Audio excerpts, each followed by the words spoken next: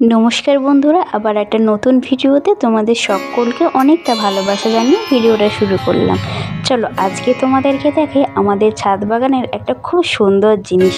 এই দেখো মোচা।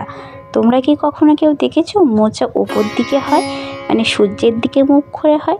সবাই কিন্তু মোচা নিচের দেখেছে নিচের দিকে মুখ করে হয়, কিন্তু দেখো এই মোচাটা কিন্তু সূর্যের দিকে মুখ করে হয়।